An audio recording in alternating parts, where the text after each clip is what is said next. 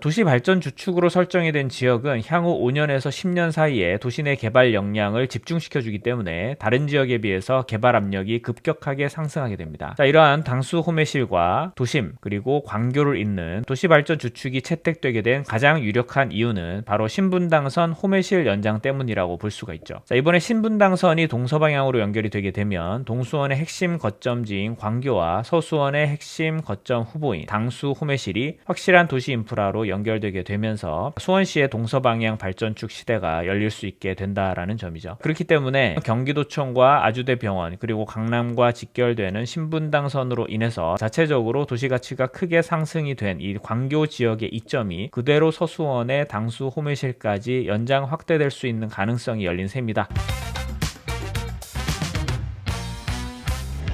자, 오늘은 수원 쪽으로 한번 가보겠습니다. 자, 수원 당수 공공주택지구 M1, M2 주상복합 부지입니다. 이번에 HLDNI 한라에서 에피트 브랜드가 분양을 준비 중이고요. 정식 네이밍이 서수원 에피트 센트럴 마크입니다. 지난번에 저희 채널에서 이 에피트 브랜드를 한번 다룬 적이 있는데요. 그때가 마포 에피트 어바닉이었죠. 자, 1순위로 청약이 마감이 됐었는데 평균 경쟁률이 8.3대 1, 최고 경쟁률이 25.3대 1로 큰 인기를 끌었었고요. 자, 이번에 소개를 드릴 이 서수원 에피트 센트럴 마크는 물론 서울권은 아니지만 오히려 이번 10월 15일 부동산 대책으로 서울 전 지역과 수도권 주요 지역이 대대적으로 규제 지역으로 묶이는 바람에 오히려 이 수원 당수지구와 같은 비규제 지역으로 남은 지역들에게 기회가 되는 게 아니냐 이렇게 생각해 볼 수도 있는데요. 특히 이 당수지구 같은 경우는 이미 준공이 되어 있는 수원 호매실 지구와 사실 하나의 신도시 개념으로 붙어 있고 또 분양가가 상대적으로 경쟁력 있는 가격으로 나올 걸로 기대가 되기 때문에 이 에피트 브랜드로서 또 한 번 시장의 인기를 끌지 주목을 끌고 있는 상품이죠. 자, 오늘은 이 서수원 에피트 센트럴 마크에 대해서 저희 채널에서만 들으실 수 있는 도시계획적 그리고 입지적인 가치 분석과 이곳 아파트만이 가지는 강점들 위주로 이야기를 풀어가 보도록 하겠습니다.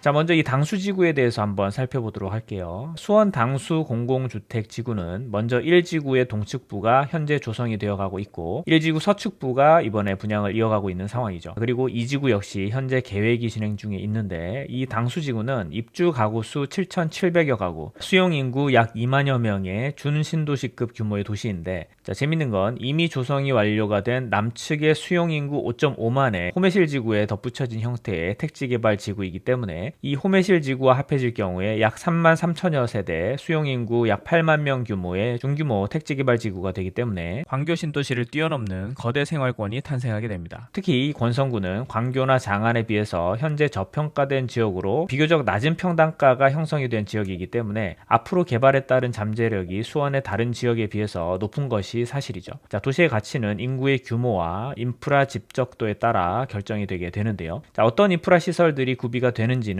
뒤에서 조금 더 자세히 다루기로 하고 우선 이 당수지구의 입지적 가치를 살펴보기 위해서 수원시의 도시 기본 구조를 뜯어보도록 하겠습니다. 자, 수원 특례시 도시 기본 계획 2040에 따르면 수원시는 1도심 5부도심 구조로 이번에 새롭게 도시 구조가 개편이 되었습니다. 자, 원래 이 당수와 호매실은 각각의 지역 중심 구조로 남아있을 수도 있었는데 이 당수 호매실 지구가 하나의 부도심으로 묶인 것은 한 단계 위계가 상승이 된 것이라고 볼 수가 있는 거고요. 특별히 눈여겨볼 사항은 이 수원시의 개발 주축 설정인데 원래 장안, 광교, 평동, 세류 쪽 방향으로 3방향 주축 설정으로 갈 수도 있던 부분이 당수 호매실 도심 광교를 잇는 동서균형 주 발전축과 도심과 영통 망포의 첨단 주거를 잇는 성장 주축 이렇게 두 개의 주된 성장축을 이번에 채택을 했다라는 점이죠. 도시 발전 주축으로 설정이 된 지역은 향후 5년에서 10년 사이에 도시 내 개발 역량을 집중시켜주기 때문에 다른 지역에 비해서 개발 압력이 급격하게 상승하게 됩니다. 자, 이러한 당수 호매실과 도심 그리고 광교를 잇는 도시 발전 주축이 채택되게 된 가장 유력한 이유는 바로 신분당선 호매실 연장 때문이라고 볼 수가 있죠. 자, 이 신분당선 남북권 연장은 수원 광교에서부터 호매실까지 총 연장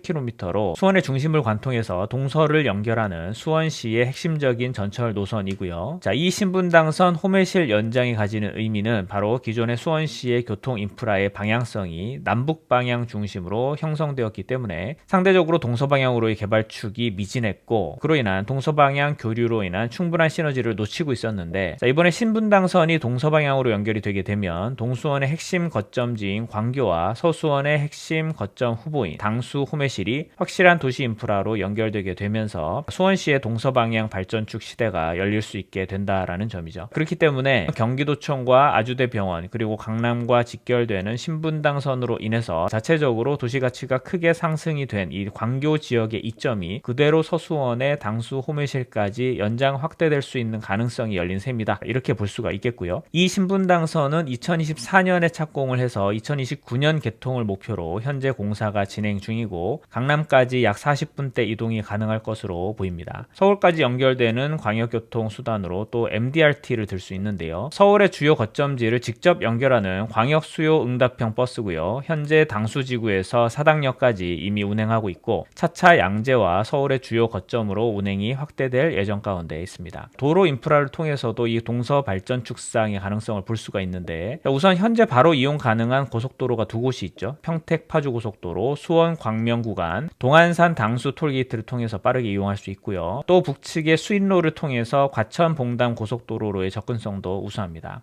이 고속도로들을 통해서 영동고속도로와 서해안고속도로로의 진출도 용이한 편이고요. 거기에다가 이 당수지구 인구 증가를 고려해서 기존 고속도로 및 수원 도심과의 연결성 강화를 위해서 추가적인 도로 연결 개선 사업들이 계획이 되어 있는데, 금곡 사사간 도로 연결, 서수원 인터체인지 연결도로 신설, 호매실 인터체인지 연결도로 신설, 42번 국도 연결도로 확장, 당수로 확장 등 여러 도로 개선 사업들이 계획 중에 있기 때문에 계속해서 도로 인프라 여건은 개선될 것으로 보입니다.